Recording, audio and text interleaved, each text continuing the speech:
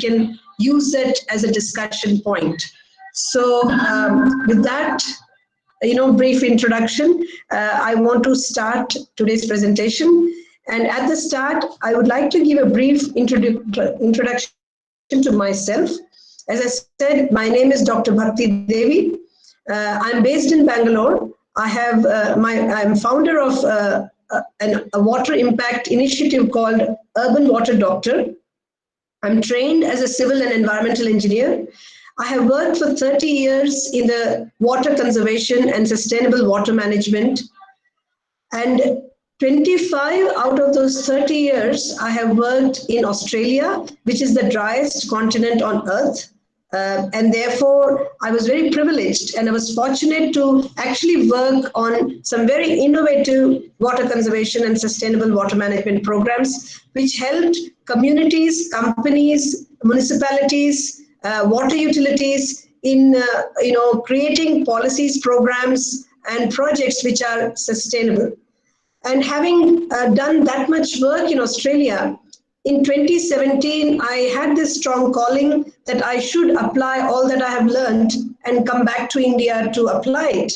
And it was a strange sort of strong calling which I couldn't ignore. So I kept going back and forth between India and Australia to see what I can do because I had no professional network here.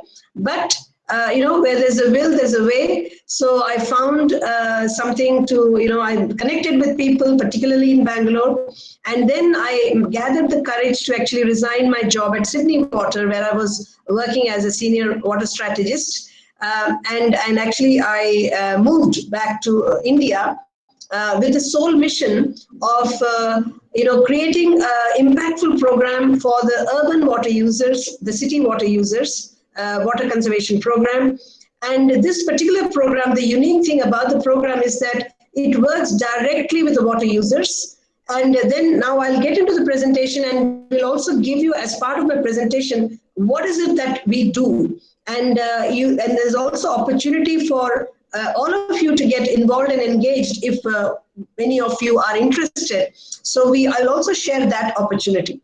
So with that brief background on context, I would like to start the presentation. And as I have titled today's presentation as Looking Back to Look Forward. Because it's very important that, as Albert Einstein's famous quote goes, that we cannot solve the problem with the same mindset that created the problem. So that's the intention, that let's first understand, let's spend some time in really understanding what went wrong or what can we learn from the past before we decide what the solution should be going forward, so that we are not repeating the mistakes, and also so that we get clues of what should be done rather than from wherever we made the mistake. So I would like to start. Just open this. Please bear with me. Oh, God. Sorry.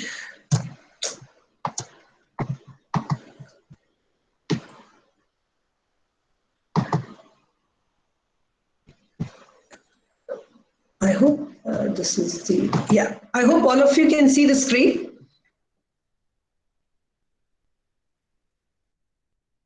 So basically, I want to cover some things. As I said, it is about looking back. So I would like to cover this at, what's the state of water at a global level, at a country level and city level. Then learning from the city level, then we'll zoom into the city level and try and understand the factors that have caused and led us to this current urban water crisis. And then I will touch upon the way forward in terms of, what is it that we can do.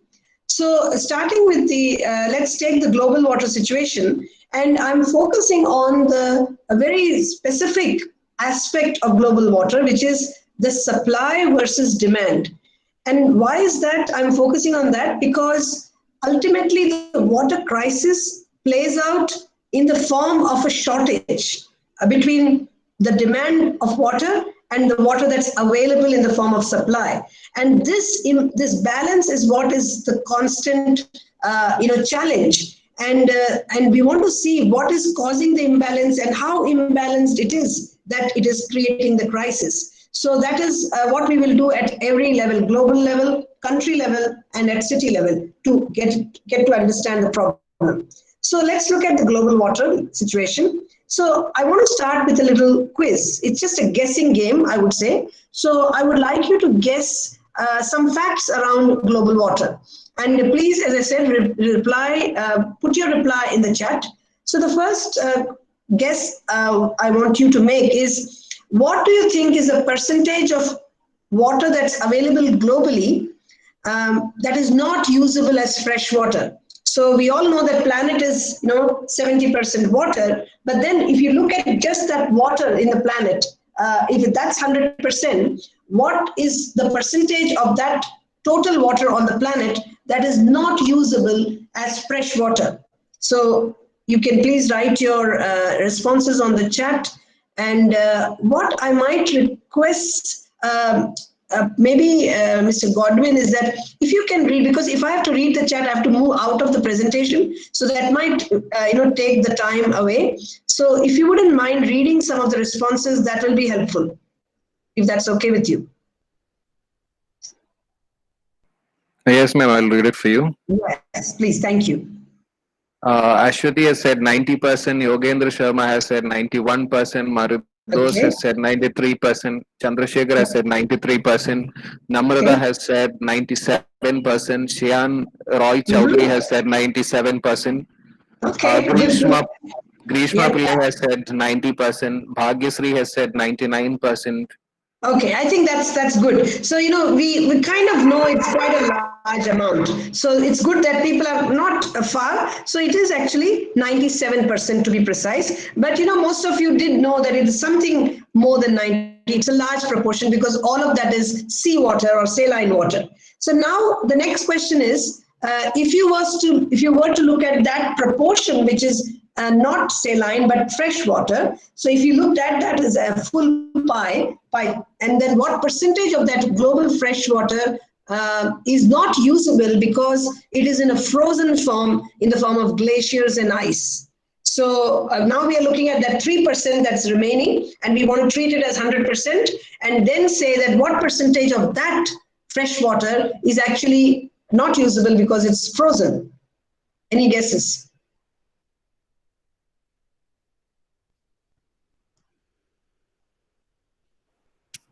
The responses are 50%. Just range, give me the range. 80, okay. 80, 70, 65. Okay.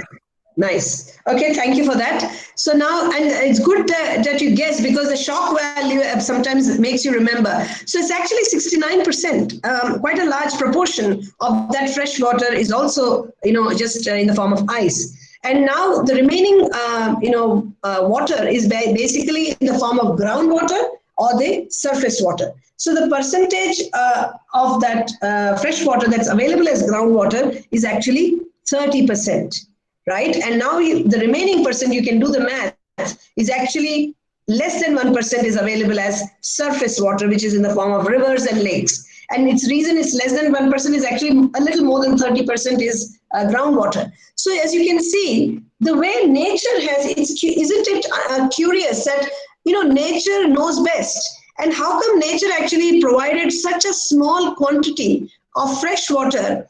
Even available fresh water is so small in quantity. There's a reason. Like, why would nature do that, knowing that not just humans, but all of the environment needs water? So I think there's a lesson to be learned from here, and there's a clue to be taken from here that actually, and why is it that we have such a small proportion? We all have learned water cycle in our schools. And what that water cycle tells us is water has been going round and round the earth. The same water has been going round and round the earth from millions of years, and nurturing the environment, nurturing the humans and the animals living in this planet. So what that means is that water cycle, the key message that we can take from that water cycle, which we often have ignored and not paid attention to, is the unique quality that nature has given to water. And that quality is that water is redeemable. It can be recovered.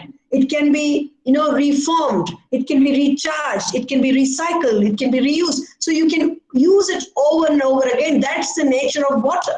But we have not leveraged that quality of water.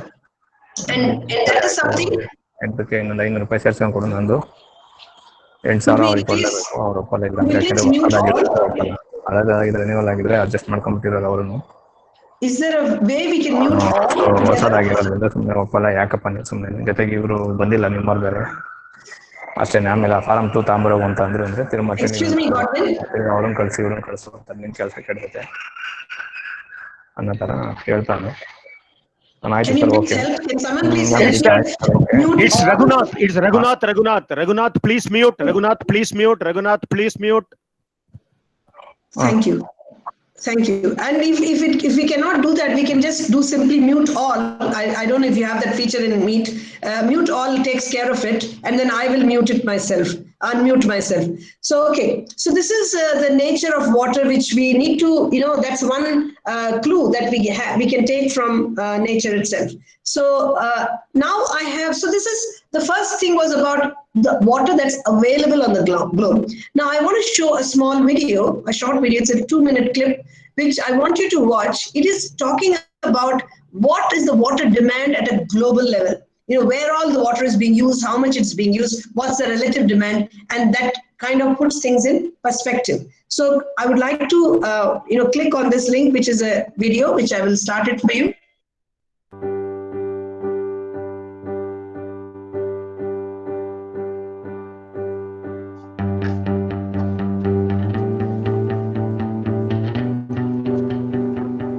The world's population almost quadrupled in the last century, but demand for water grew at double that rate. Over the next 50 years, more people and changing lifestyles will need yet another 55% more water. Farmers will use almost 3/4 of it. Because rising populations need more food, some 70% more. How will we balance demand for water while producing the food, goods, and power needed for the future? Farmers will have to compete with households, manufacturing, and the power sector for scarce water supplies, raising food security concerns unless farmers grow more crop per drop. By 2050, almost 4 billion people will live in river basins, drawing out an unsustainable amount of water. In South Asia and the Middle East, much of China, and parts of Africa, more people using more water means there won't be enough for everyone. And what they do have will be increasingly polluted. More than 2 billion people in urban and rural areas of poor and middle-income countries didn't have access to decent sanitation in 1990. That figure drops to about 1.4 billion in 2050, still too high. In 1990, 1.2 billion people living in poor and middle-income countries didn't have access to treated water. By 2050, this figure will drop to under 300 million, though their water is still not always safe to drink. In India, China, and much of Africa, increased agricultural runoff from farm animals, fertilizers, and other chemicals will increase water pollution. More people living in larger cities will further strain inadequate sanitation systems. 3 times as much polluted wastewater will flow into rivers and lakes, making people sick and killing fish, plants, and animals. That's bad news for oceans, too. Pollution will pour from rivers into the Atlantic, the Indian, and the Pacific, causing algae blooms and creating dead zones. The solution? So I just wanted to only pause here because we can talk about the solution differently. So I just, I hope I can, where is it here? Can you see the presentation again?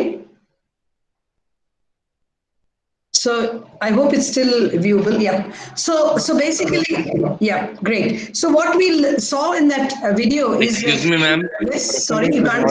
I'm not able to see the PPT. Okay, sorry. So I suspected that. So let me. I want to see what I should do. How does that work? Let's go to the other. Just go to the PPT tab now.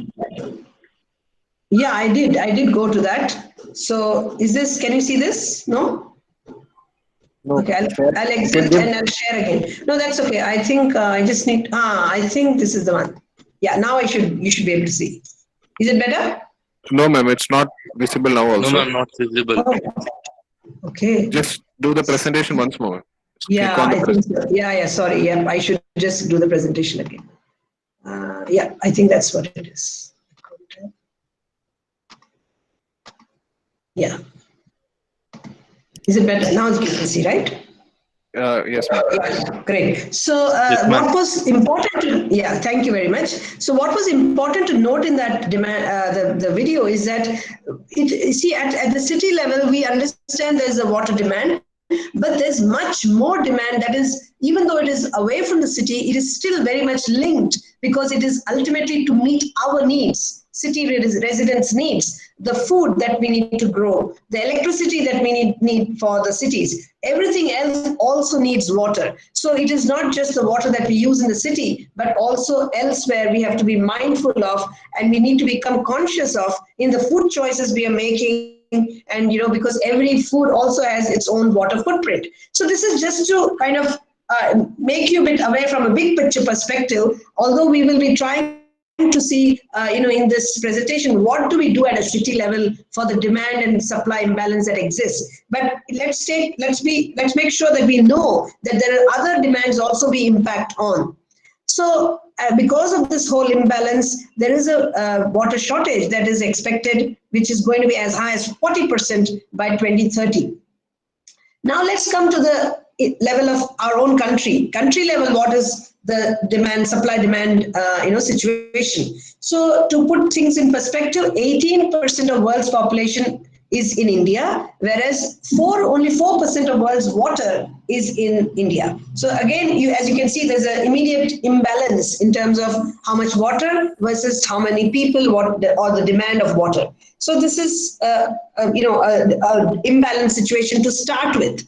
So over time, what has happened is, because we all are accessing surface water, and also the water is being supplied in a way that is actually linear, because we are extracting, using and dumping, extracting, using and dumping. That's how all the cities of the water supply of the cities are designed, and not just in India, but all around the world, that they actually designed to depend on a surface water, and they are also designed to be a linear system, which means it just takes, uses and dumps, which means over time, the population is growing, but the source of water doesn't grow. And because cities are always growing, the water demand is growing, but the supply remains the same. And then what happens is, when that supply falls short, then they look at another supply, until two cities start fighting over the same supply, or two states fighting over the same supply. And that is because of the linear, unsustainable system. Yes, we designed it to be very efficient, very convenient, but we have paid a big price for it. And what has happened is, now we are in a situation where more than 50% of the population lives in high to extremely high water stress, which means the imbalance of water supply and demand is extremely, there's a big gap between the supply and demand. And of course, because we are on a linear system, although the surface water, the fresh water keeps on depleting, polluted water keeps on growing.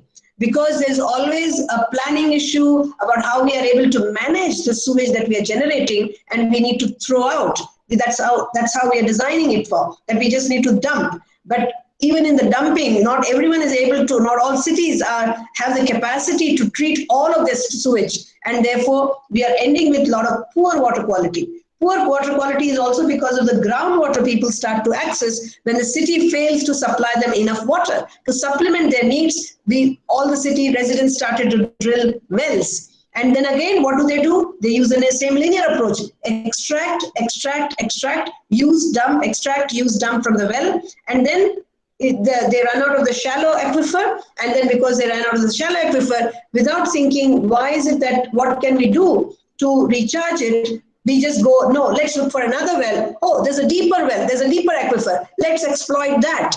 And then we are on that exploitation. And now we are at a point where Bangalore and Chennai have already depleted even their deep aquifers. And all the other cities are basically in a queue. It's a matter of time that when the linear system runs out of its expiry date. So every city is on an expiry date water system, whether it is borewell, whether it is piped water supply, both of them are an unsustainable supply system. So let's acknowledge and understand that as we take stock of what we are already facing. Now, this is a chart which shows cities of various sizes, their supply and demand situation. I would like you to write on the chat, what is it something striking about this chart? So have a look at the chart and tell me, on the chat that what is it that you observe which is quite striking in this bar chart?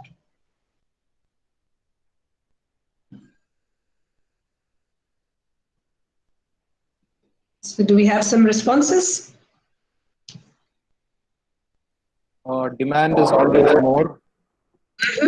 Okay, good. So every city. Gerald, 1 minute, ma'am.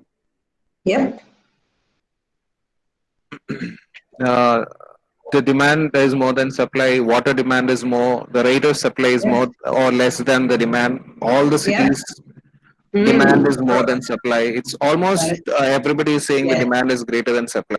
Yes, and the interesting thing is every single city has that. Why? Because it's just a predictable outcome. If you're on a linear system, has to be the case. Like you'll always be short of water because the cities are just designed to grow, right? The cities are growing constantly, but the water source is not growing. So you'll always be short. And on top of add to that, the lack of planning or lagging in the planning, city planning and water planning, then so that's why you find that the bigger the city, the more the population, the gap goes on increasing even more because there's a gap in the planning and then, there's not enough water. So the bigger the city, bigger the gap. That's another thing you can observe. So this is something not as surprising. Let's be very, let's be clear and let's face it that it has been a predictable outcome that every city is going to run out of water, just like Bangalore and Chennai are doing.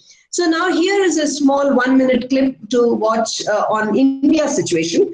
And this video is talking about the situation that the fact that the groundwater is also running out and how the lowest common denominator of our population, the low social economic people are suffering. But I want you to, as you watch that clip, be aware that this can happen to even the affluent ones because it is no more only the people who are on low income that are getting impacted, but whatever they are talking in that video, tomorrow we'll be doing the same thing. As in, like when I say we, basically the people, those who are able to have a discussion about it, we are also going to face that, which we never often think about, that we think it's just a poor people's problem. No, it is everyone's problem now. So I would like to start this video and... Geeta Devi lives in a slum in New Delhi where none of the houses have taps. The groundwater here dried up 20 years ago. Geeta and her family depend on tankers that bring water 3 times a day. We have to think a lot before we use water. We're always worried. What if we don't manage to get water from the tanker? How will we survive? I'm constantly telling all my family members, be careful and judicious. Like Geeta, the slum's 8,000 residents rely on the water tankers. They say they usually wait in queues for 4 to 5 hours because the tankers don't arrive on time. So once a tanker is spotted, there's a rush and fights often break out. Geeta's 8-year-old granddaughter Anushka says the family needs to get its water, whatever the cost. We're constantly thinking of the time that would have been wasted if we return without water. So we're always determined. We fight back if someone is getting in our way. Failure is not an option. This water will last the family half a day. And in the morning, when the next tanker comes, the struggle starts all over again. It's not just the people in this slum who have to cope without any water. Around 600 million Indians live in water-stressed conditions. And the crisis is only going to get worse in the next 2 years. That's when groundwater in 21 cities including New Delhi, is expected to run out. The government says up to 70% of India's water supply is contaminated with iron, arsenic, and uranium. And the lowest groundwater levels are in its northern states, where almost half the population lives. It's also here that the bulk of the country's farming belt lies. Earlier this year, the city of Shimla became the first to face day zero when 200,000 people had no water for almost 2 weeks. And Bengaluru, once called the city of lakes, is running dangerously low on groundwater. It's expected to become the next city to run dry. Scientists say changing monsoon patterns caused by climate change, along with unchecked industrialization and rapid urbanization, are to blame. I think the starting point has to be reducing consumption. We will have to put cost to water and price water adequately, so there is incentives and disincentives for water. Groundwater recharge and augmentation has to be a priority. Recently, the World Bank approved a $900 million scheme that will help India recharge and maintain adequate groundwater levels. The government is also working on another project that will hold states accountable for tracking and replenishing groundwater. But Geeta knows her lot may not change anytime soon. If the government can do something for us, that will be great. If not, we will continue to struggle like this. What choice do we have? And with day zero possibly only 2 years away, time for Geeta and millions of others is quickly running out. Neha Punia, TRT World, New Delhi. Okay, so let's share back.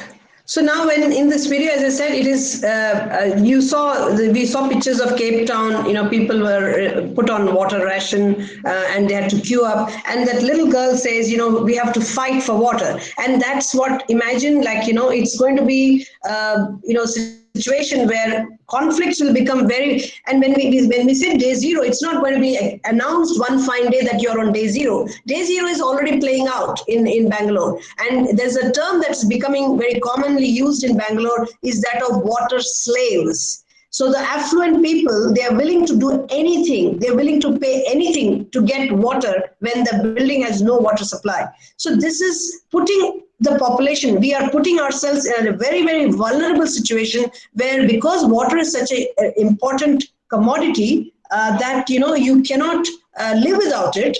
And therefore, you will be willing to do anything to get that water for the day. And that is what is important to keep in mind, that we're not talking about any other product. You can live without certain other things, but water, no. Even though we keep saying water is life, it's become a cliche and it doesn't really register exactly what could happen. And that's something important to note. So this is, again, a World Bank report which says that, that shows the deficit between the supply and demand.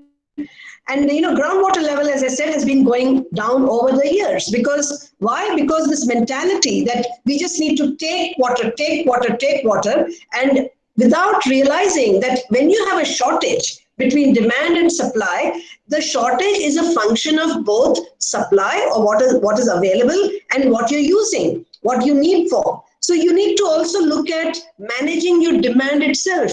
That, you know, how can you manage the demand? Are we using water efficiently? Are we using the water that we already have? Just like when you have a money shortage, you are not only going to look for borrowing money without ever looking at your expenses, where you can cut down on certain wasteful expenses. It's exactly the same thing. But then in order to do that, you have to have a culture of water accountability. But the way our system, the water system, the current system is designed, that we don't have any accountability, and that just makes us only go for supply options. And in the same way, when the city water supply is not sufficient, when we take charge of that water, saying that we will find a supplementary ourselves, all we are doing is we are applying the same mindset, but at our own property of drilling the well and just keep on extracting until it's finished, and then we look for another well. So this is, it's not a system. It's actually detrimental to our own future.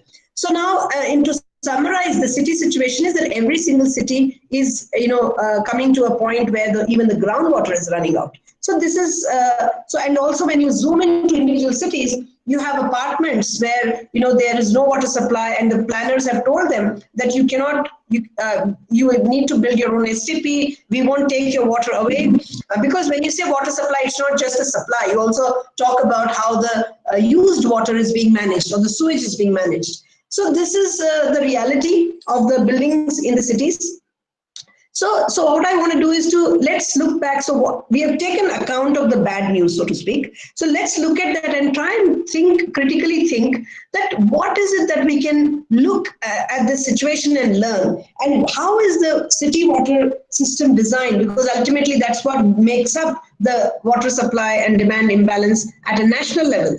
So what are we learning is, like, what are the key features of the current system, city-based system, because that's what water supply is, a city-based system, that have contributed to the water crisis. So I would like you to give me some pointers, having reflect on the way our current water system is, and it is the same design in every city. So there's no major, difference. But what is it about the water system that you feel would have led to this water crisis? And I would like you to just put that on the chat, some ideas, and then I can share what my reflections.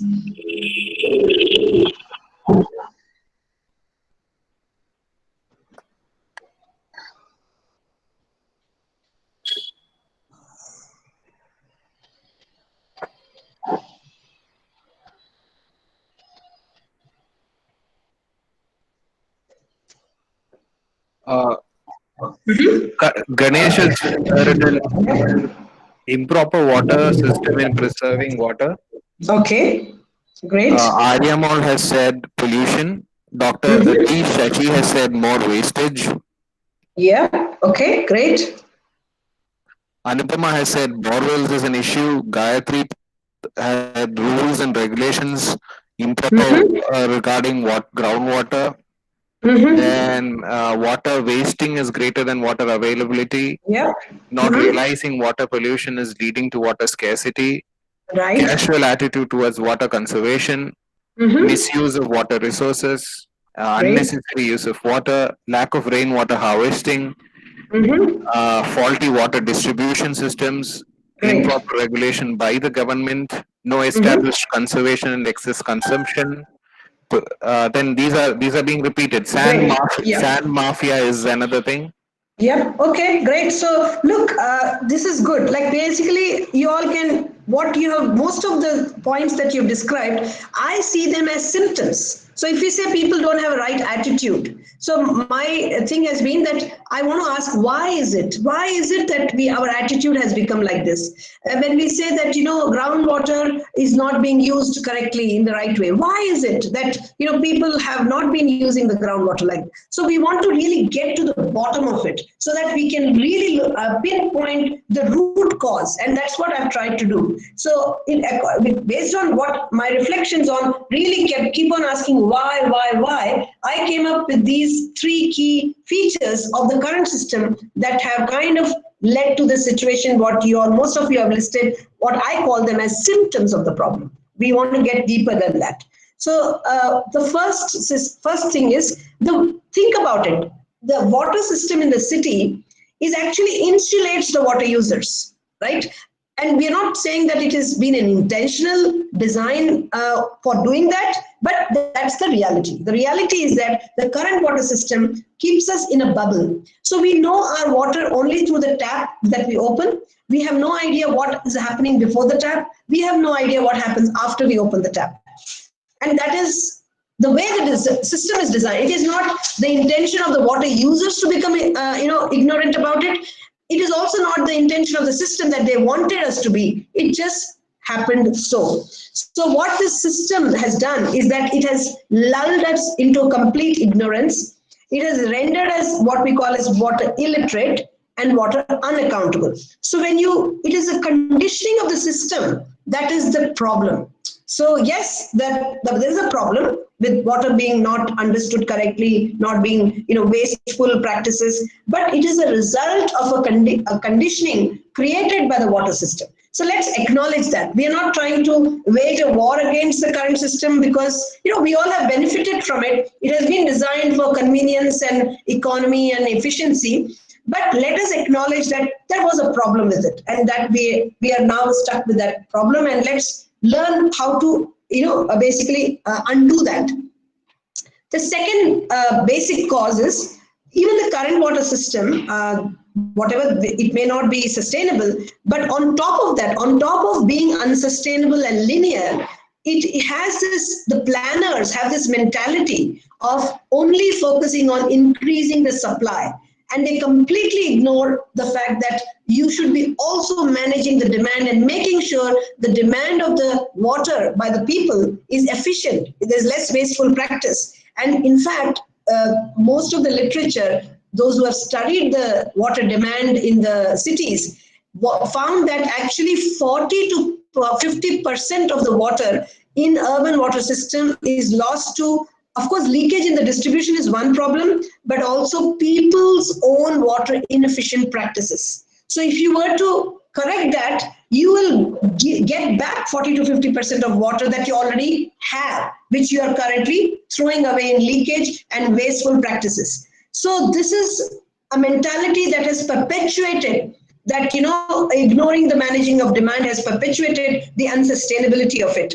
And we are in this situation. And the third, which I already mentioned, is the fact that every single city in the world, almost every single city, has a linear and large unsustainable system because they have been designed in the early days of civilization near the water, and all they wanted to do was keep it efficient. How can we just pipe it, and as the cities expand, we can just increase the pipe and expand the water system. With that in mind, what was designed is now coming to run its use by date, basically. And also you think about it, that every single water system, again, around the world is managed by a monopoly. And of course, again, there has been a good reason to hand it over to one entity, whether it's a government entity or private, doesn't matter, but it's always managed by one entity, which means they have no reason, no motivation, no incentive to innovate. So over 100 years, it's the same system running all the cities of the world, water as well as sewage system. No innovation has happened at all, in spite of so many innovations that have taken place in every single thing that you see around you. And it makes you think, why is it? Because, when we have created a large system, which is so big, so large that it's like a Titanic, now you cannot move it around to make it something new. And even the people managing it have no capacity to think any differently because they're just busy managing a crumbling system with low financial returns. They don't even recover the cost of the system. So they're already creaking under the pressure. So we cannot expect them to be solving.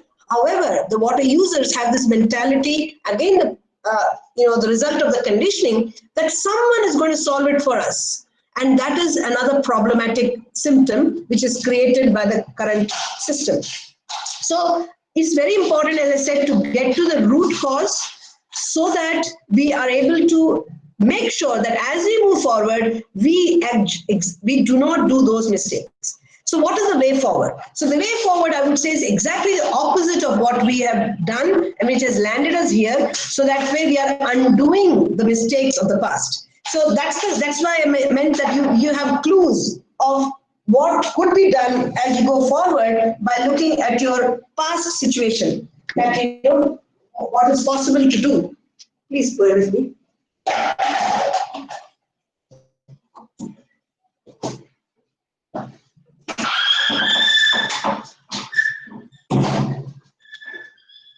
So sorry about that. So what is the way forward? The way forward is that water users must be brought out of the bubble. We have to make sure any solution forward involves also making the water users literate and accountable, which is the current system doesn't do. The second thing we need to make sure is the water users. I'm not talking about the entity, because we are talking about what can we as water users focus on as we move forward. So water users must bring the focus back on to managing and reducing the demand, not just getting new supplies. And the third thing, the clue that we get from the past is any new systems we make has to be circular systems, closed loop systems, and if we can make them as small as we can, which are managed and owned by water users, better it is. Although the circular systems can be done to any scale you want. You can do it at a city scale, you can do it at a medium, neighborhood scale. You can also do it at your property scale. So, but of course, if you want to not be dependent on someone else, because now the water situation is getting so critical, we have no time. There is no time for you to wait for someone else to solve it for you. So water users is what my mission focuses on. That what can water users do? What can we work directly with water users and start taking action, tangibly take action? And that is about creating small local circular systems and helping them do that. So this is how we could reverse the water crisis. Because as every property starts to do that, and the entire city then therefore becomes self-sufficient. And the thing is, it is technically possible. Okay, so I just want to, so what's the good news? So the good news in this is that why is it that we can even propose that water users can take charge and should take charge is because there are on-site decentralized technologies that can actually make it possible. Technical is not a challenge because it's already available. Even financially, they're becoming affordable because these technologies are becoming better and better, more affordable as the years go by. Then what is the challenge? So I just want you to give. Ma'am?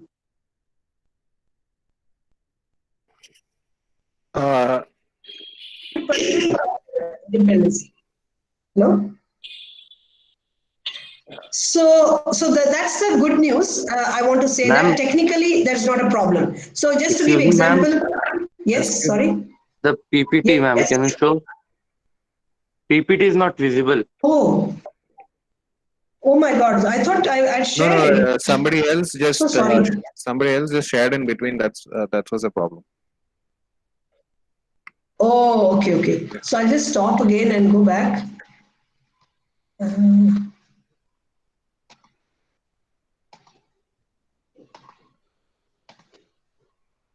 So did you see this? That the 3 points for correcting the mistakes? Are you able to see it? Yes, ma'am. Now, hello, can you see this now? Yeah. Yes, ma'am. Okay, great.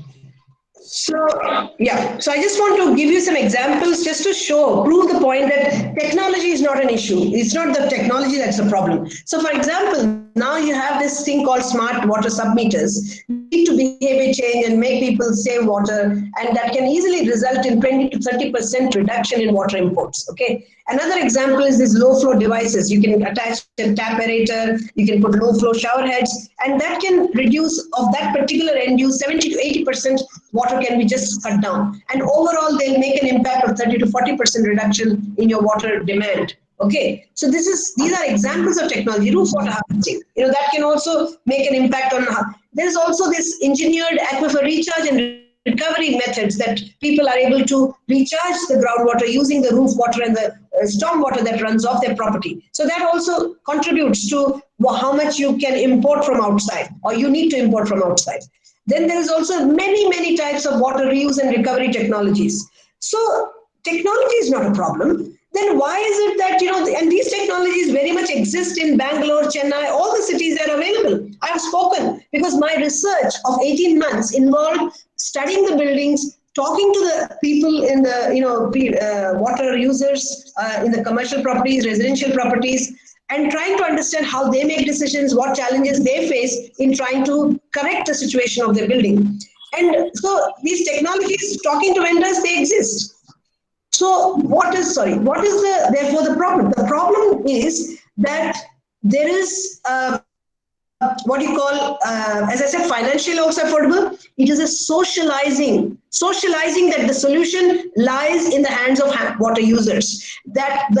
Making it known to the people that socially known to the people that you now need to move from being a water user to becoming a water prosumer. as in you have to start creating your own water because you can do it. That's all. Just because it is possible, technically possible, it is financially possible. So do not look upon someone else to supply you water when you yourself are sitting on a water resource, that you are generating on your side. Of course, it is easier said than done. Because it is not just enough preaching to people. It is not just enough, giving information to people. So what Urban Water Doctor does is that the research basically told us that it is not a technology problem. It is not a financial problem. It is a social, and it is more even getting deeper than social. It is a behavior change problem, not because, mainly because we have been a water user behavior. Our behaviors have been unaccountable, illiterate water users. Now we need to transform the water users to becoming literate, accountable water consumers. And that's a huge, huge paradigm shift. Huge. Let us not underestimate that shift. Let us not think that people should just do because someone just told them that they need to do rainwater harvesting. No, it doesn't happen like that. Behavior change doesn't happen like that. So we have put our effort in creating a diagnostic process. So why the diagnostic process? Because we want to be able to, facilitate a discussion with the water users, with every building that we engage with, so that they first understand their water system in a way with using their own data. So we are helping them understand their water system using their own data, and we compare it to very similar to a physically, health and wellness program. When you are on a health and wellness program, you never start the program without knowing where exactly you are in the spectrum of being the best of health, being the worst of health, and what are the things that are missing in your health and fitness. We always do that test. And then the second thing we need to know is, what is your target? How fit you want to be, right? And then only you work out the actions or the solutions that you need to implement to get from where you are to where you want to go. And exactly the same approach, all of us, I want you to think about, wherever you are right now, watching this presentation, you are in a building. Now, if you were to ask yourself, do I know how sustainable is this building with respect to water? Can we answer that question? I would like a reply, yes, no, maybe.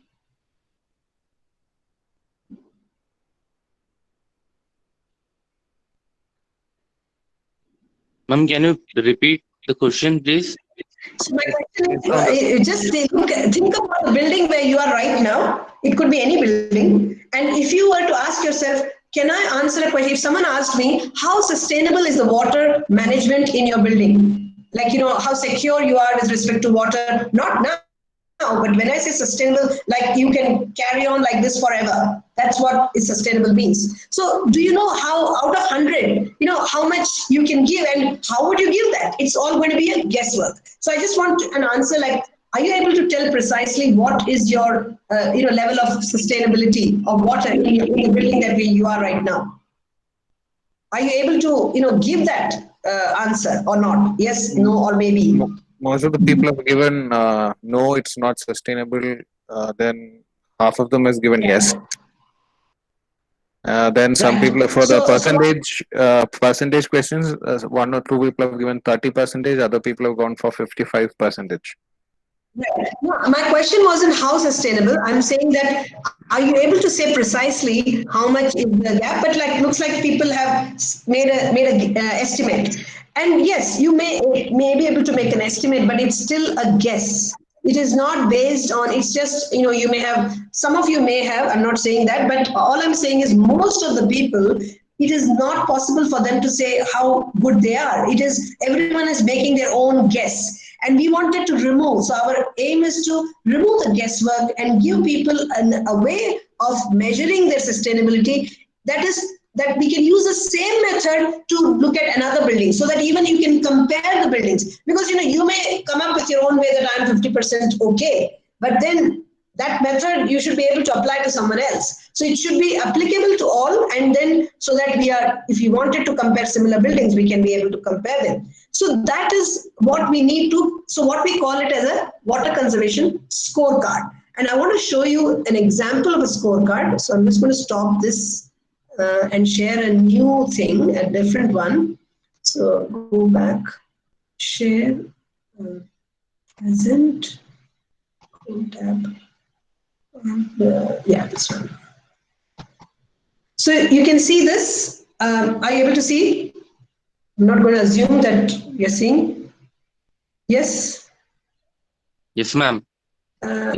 Yeah, great. So now this is what the scorecard basically looks like for a building. So as you can see, we collect data from the building and we provide them how good or bad they are with respect to that particular. So if, say for example, the first one you can see here is called the water efficiency score. It's a scorecard. So each one has a score. So water efficiency score, that building that we collected the data from and analyzed, we found that the score was 300. Right, and we have a scale for every score. So that scale puts that building in the red. And how did we develop that scale? That scale is based on what we know is possible within an efficient water. What would be the score for a water efficient apartment or a building, right? So based on that, we created the scale. So I just want to show you the scale also so that you get an idea. This was a summary. So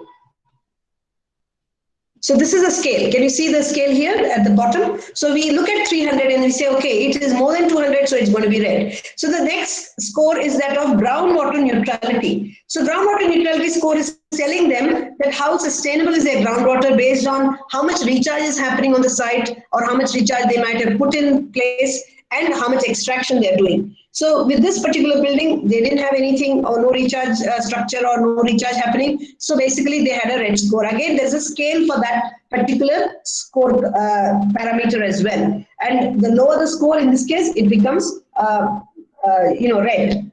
And then there's a yellow score, etc.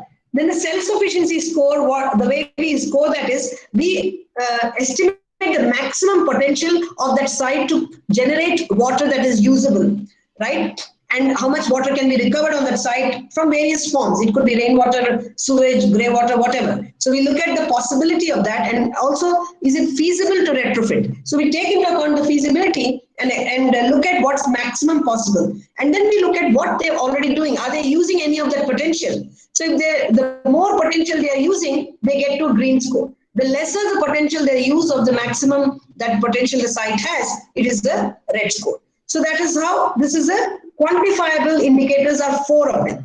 Then we also have something called the discharge score. We introduce this score so that people have a mindset that they develop a mindset that they should not throw water. Any form of water should not be thrown out of your site because it's a resource. We want them to start looking at water on their site as a resource. But how can you do that? As I said, we don't want to preach. We want to give them numbers. So we estimated how much are you throwing out? And we, in this case, they were throwing out almost everything. So the rainwater is being thrown out, the sewage is being thrown out. So everything is being thrown out. So it's 99%. And we want them to encourage them that try to throw less and less. The lower volume you put out or discharge, better it is. And you cannot reduce that discharge without recovering. So as you start recovering, you'll reduce the water that you're throwing out. And that is how it is about changing the mindset while informing them about their own building. And again, through numbers, we are not, trying to guess. We are not trying to preach. No guesswork, no preaching. And then we also introduced one subjective score called the water security risk. What does this risk score does? The reason we introduced it is that when we were during the research, we would give them the scorecard, and the next step is then to give them an action plan which will help them to improve the score. Because now there's a basis for every action we are proposing, that score has to improve. Otherwise, there's no point suggesting an action. So now, and every action we would also give them a cost, right? Even if it's affordable cost and all, there's a tendency for us to discuss and debate the cost forever. But when it comes to water, I find it quite unacceptable. And of course, this is my subjective view, and I don't want to preach. And I started thinking, what's the logic that, why is it not acceptable that people are discussing their decision only based on cost? There's something wrong with this way of thinking. And when I really went down to, started digging down, I think the reason it's a problem is that you're not looking at the risk of not taking action. So when you're making a decision about whether I should invest in this or not, you should also look at, if I don't invest, if I don't take any action, What is the risk that I'm exposing myself to? If you're aware of that risk and you still choose not to invest, I'm fine with that. But I do not want people to be able to base their decision entirely on cost without acknowledging the risk they're putting them and their future generation to. And that is what I wanted to. Again, we don't want to preach. I found myself preaching to people when they were making the decision. And I went back and I said, okay, let's make a tool that allows them to arrive at that conclusion and them to decide how risky is their situation. So how did we do that? We introduced this process of facilitated discussion. So what we would do is we would call the residents, show them the 4 quantifiable scorecards, which we would have developed because that's quantifiable. We have the data, we developed it. And we said to them, look, this is your current situation.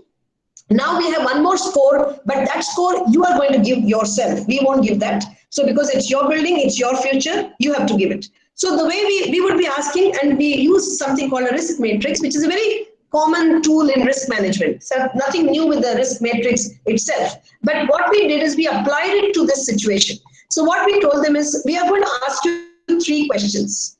And that 3 answers to these 3 questions will help you arrive at the risk you are exposing yourself if you choose not to take any action and carried on business as usual. So the question number 1 we say is, what is your worst fear with respect to the building and with respect to the water in your building?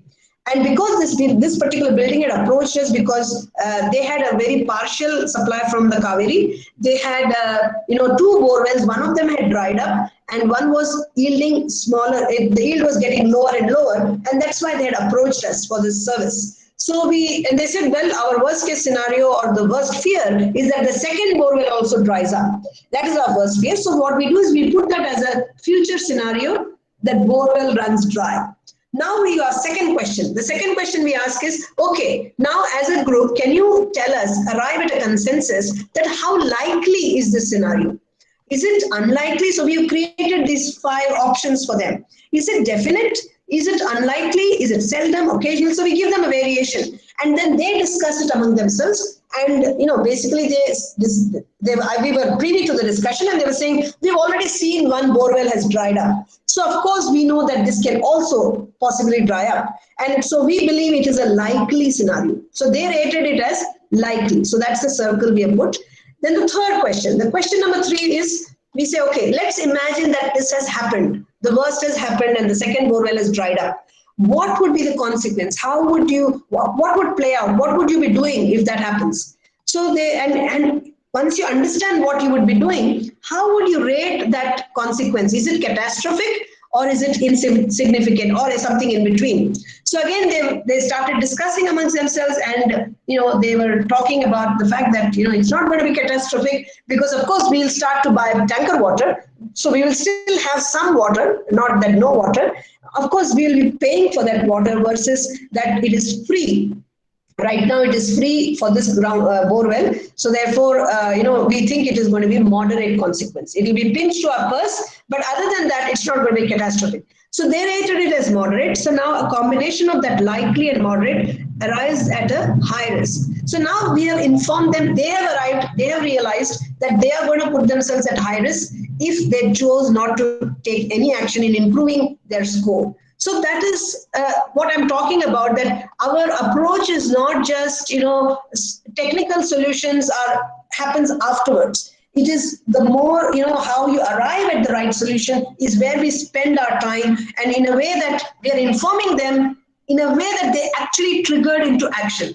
Only information, not at all helpful if you only do information. So then I want to give a quick glimpse of the solutions. So how do we do? So we basically say our solutions are going to be all about improving each score. So now you have a clear basis of your of each action. So then we basically provide. We may do. There's a big spreadsheet that goes behind and analyzes all that, but we don't give them all that presentation. We give them what they are looking for. What is it that they want to know in order to make the decision? They need to know how much is going to be my investment upfront per flat if it's an apartment building.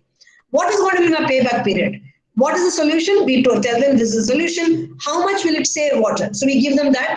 And we also say, how will it improve your score? It has brought this particular solution, which is basically in this case was a tap aerator, and we could see that, suggest that because we had done our indoor water use breakdown of that property. So we say that if you install that, your 300 rating of water efficiency score would go down to 194, which is bringing them in the yellow band. And also we check if the risk is going to change in any way. But in this case, the risk doesn't change.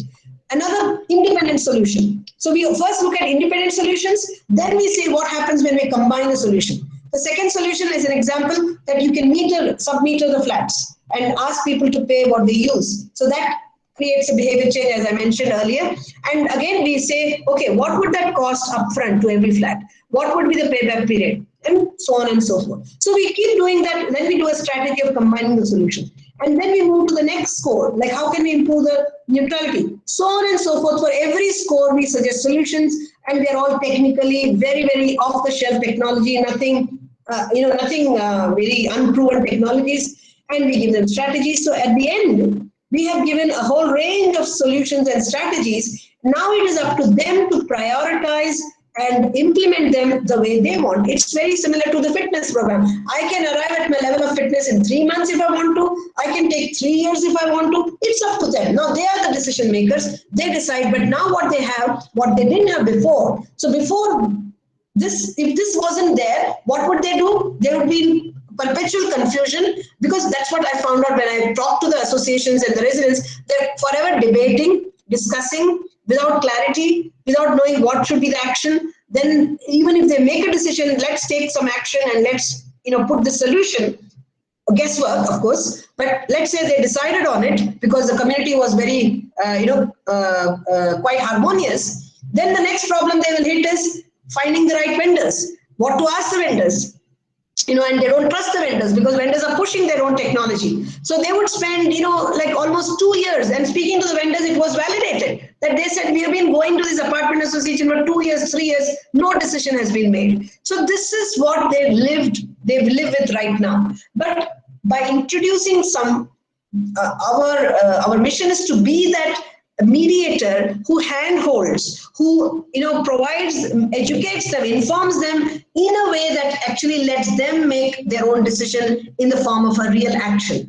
And that is what the Urban Water Doctor has translated. I showed you what solutions should exist in the when you look back and look forward. So this one captures tangibly that the water users should be literate, and we do that. We are making not just literate, but literate in a way that they take action.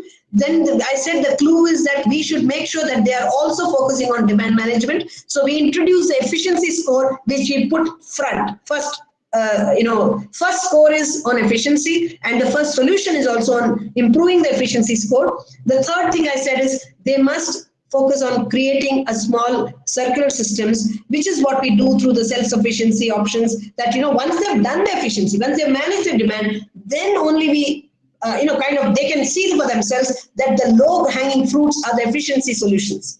So after taking that, then they can move to the solution that create the circular loops, and then look at how can we do that. So this is basically has taken me 1.5 years of just dedicated research and refinement after studying building after building. And now in January 2020, we have started offering it as a commercial service to the buildings, because we have chosen not to take the NGO model, which only where the mission can only survive when the grant is there. No grant dies, the mission dies. So we wanted to make it a self-sustaining entity, and therefore we want to make sure that we give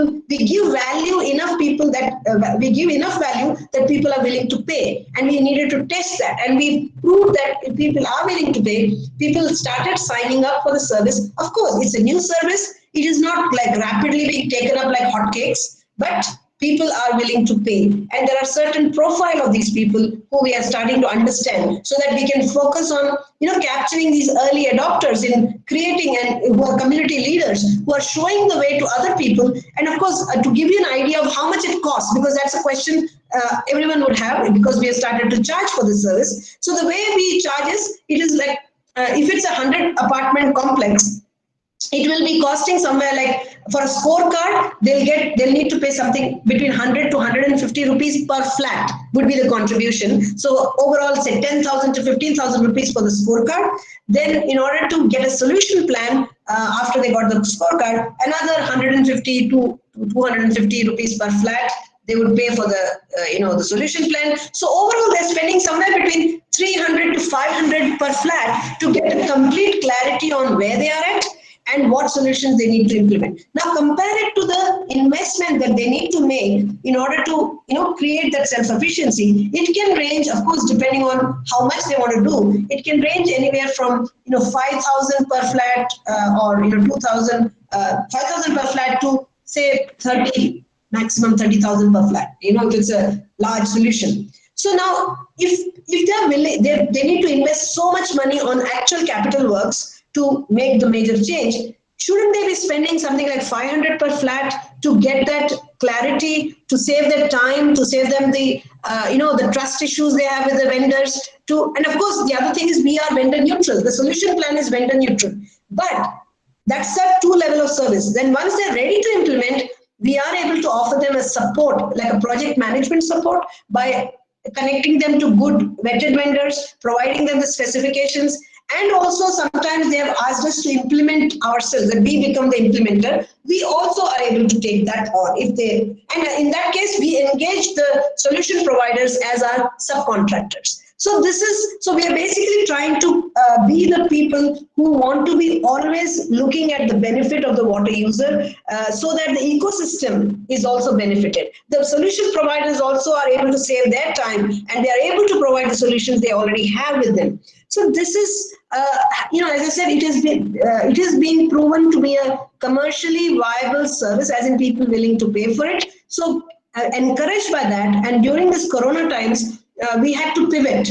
We had to pivot and modify what else we can do, because ultimately we want to scale the service. So what we have been successfully recently launched a training program for people to become waterpreneur. So using a franchisee model, we are conducting a training program in June, 2 batches. First June, it's a 1-month training program where they get trained on the entire process of the diagnostic. And by the way, the diagnostic process is currently being applied for a world IP. I'm in the process of doing that. So they will get trained on that diagnostic process so that they can use it in their own city to help the buildings in their city. And once they've done the training, they will work with us as an urban water doctor representative, so that they have all the support of the marketing for procuring the clients and also for delivering this service to them. We will be providing equal support on a revenue share basis. So that is the program we have recently launched, and I wanted to just quickly share you,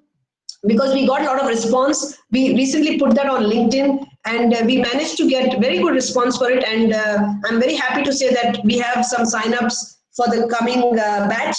And I just want to show you the ad that we put up, which is simple ad, which brought us a lot of, response. Where is it? Just want to show this maybe. So this is, be a waterpreneur. So I've been holding information webinars, sharing with them what do we do, what have we done in Bangalore, and so that's what we'll train you on. It's a 4 to 5 weeks, 50 hours training spread over 4 to 5 weeks, about a month-long program, and it uses a real-life building for you to collect the data, how to analyze, how to use the tools to analyze and get the scorecard and the solution plan, and also understand what would involve if you were to manage the implementation. We would also cover that in the training. So basically, it's all geared to make a waterpreneur, and that is allowing us to scale and spread in other cities and make sure that other cities are also coming on board, with respect to their capacity, that there's a local person whose capacity has been built for solving this for the urban water users. So with that, I think I would like to stop. And also I want to say that all of you are invited to, apply for this program, which is open. And this is my contact details. You can note it down and you can email me or write to me, and I'll be happy to. There are other training programs we have. We also have internship program. We have right now 10 interns working with us and we also have an internship, but right now we are focusing on this Be a Waterpreneur program. Thank you. Ma'am, yes, I'm finished and I'm open to any questions or comments. Can you show your like contact details so that in case we want to contact you, we can contact? Yeah. So the details of the contact, right? Yes. Yeah. Sorry, I thought I was showing, but again, this is one. Can you see now? Are you able to see?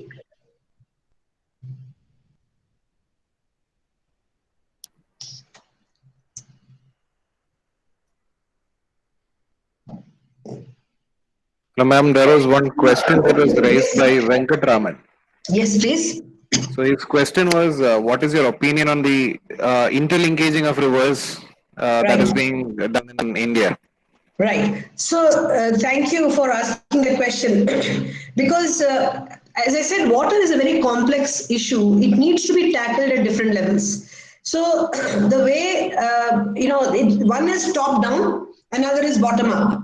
So I believe, if you're asking my view, my belief is that it is very, very important, given what I explained to you about the top-down centralized system, that we actually start involving water users, because they are a very important resource who can implement these solutions, which will take the pressure off the main system. So given that possibility is so huge, if you start multiplying the number, if every property started doing this, becoming self-sufficient, 50 to 100% less dependency, you can imagine how much water. It's quite a huge possibility. So given that, compared to that, interlinking of rivers doesn't really solve the problem at a sustainable level. It will kind of create some kind of a feeling that you've done something very big, and it will give a feeling that you brought water from one place to another. But ultimately, you're still using it as a linear system. You're just extracting water. That's all you're doing. Because you ran out of water in your own area, now you're looking at another faraway river to extract from. But it is still an extract, use, dump system. If it is not, if you're creating a circular system from that river, then yes, go for it. And that is not something that water users can do, because everyone has their own power to which what they can do. I believe the government, the municipality has the power to create a large closed loop system, but that's more capital intensive. Of course, they can do that. They can also help the water users to create their own small circular systems. So why not, instead of thinking of a big circular system, why not help out the individual properties to become self-sustaining? Even the new properties, at least start with the new ones, because new ones are easy to design to be water self-sufficient. Simply with a stroke of a pen, you can just say that no property will be built without being water self-sufficient. Simple. Otherwise, don't build it. Just by stroke of one policy, you can just change how the future is going to play out on water. But you need that political willingness and the courage to be able, and the understanding. Because I believe, just like us, even the politicians are water illiterate, or the decision makers, bureaucrats are water illiterate. They may have the best qualification. They need to really reflect on how have we arrived at this. If they understood that, they will never sign up on policies and programs that they're currently signing up on. That's my honest view. There is another question from the same person. He asks, will a policy of installing water meters like the electricity meters across the board, would that lead to efficient water harvesting practices? Absolutely. See, look, all these solutions are, whenever you talk about regulation, let us be very, acknowledge the fact, see, it's like you need both carrot and stick, of course. So if you only have a regulation stick, I have seen in Bangalore, they have this rule in place about every property should be doing rainwater harvesting. Otherwise, they have to pay a fine. Okay. Now imagine, they have such a big stick. In spite of that, people are even willing to pay a fine rather than put a rainwater harvesting system. So what I'm saying is, regulation alone will not achieve it unless you couple it with people becoming literate and accountable and understanding. And as I said, regulation is also like a preaching, or like showing a stick that if you don't do this, I'll give you this. it doesn't work. It only takes you that far. If you want a true sustainable impact, you must involve, you must respect the intelligence of the water users. And respecting the intelligence of water users means you acknowledge that the illiteracy has been created by the system, and it is not their own doing that they are illiterate and unaccountable today. So meters, introduction of meters is good. That can, as I said, but it has to be that they arrive at that conclusion, or you support, you help them. Apart from putting a regulation, if the government is also providing, help in terms of putting that in place, somehow educating them or, incentivizing it in some way, yes, it can help. But it is not going to solve the problem, because even after putting the meters, people can still be wasteful. That is, it's not going to be the silver bullet solution for the crisis. There is another question that is asked by Prajwal. And he says the gap of demand and supply in water is actually highest in Delhi. But we say constantly highlight the issue of Bangalore. He asked, would Bangalore be the first city in India to run out of water? So as I said, this is this notion that everyone has, that one fine day we will wake up in Bangalore and someone will write on the sky that we have run out of water in Bangalore. It's not like that. It's just that all you need to see is the buildings. If you come in Bangalore, you'll find buildings, affluent buildings, paying crores of rupees, very educated people, high-tech jobs. They have paid crores without even understanding that they're not even getting a single drop supplied to that building. There's no water supply provision made by the builder, and yet they bought it.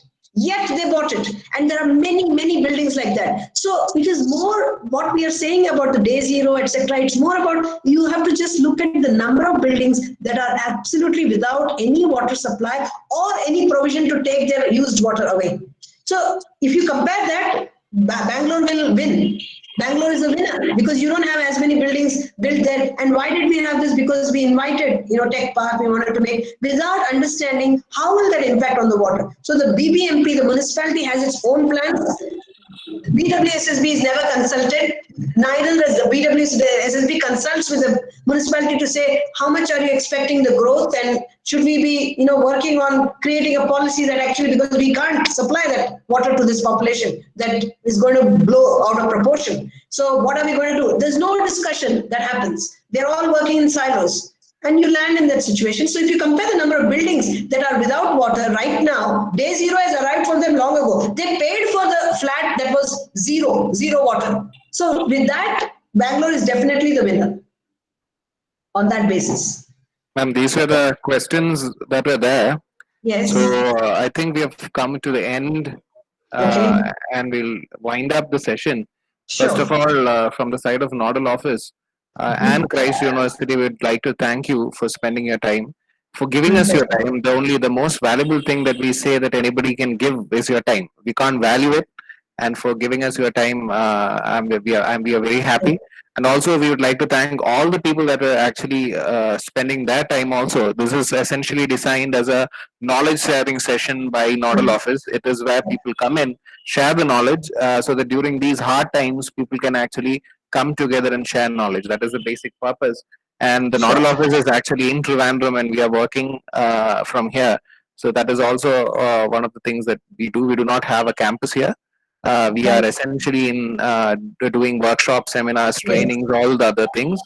So I thank you once more. I thank each and everyone for being here. Thank you all for being the wonderful audience. Thank you.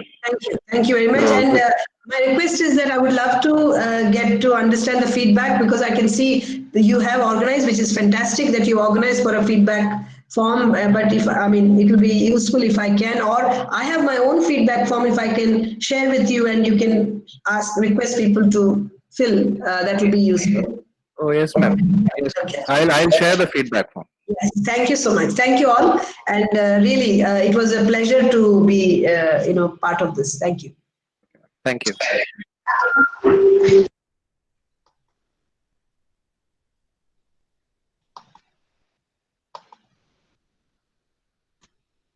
So I can leave the meeting, right, Godwin? You can leave the meeting, ma'am. Just click on the red. how do you mean? And also, if you have recorded it, I would love to have a copy or to be sent. Yes, The ma'am. recording. I'll send it across. Great.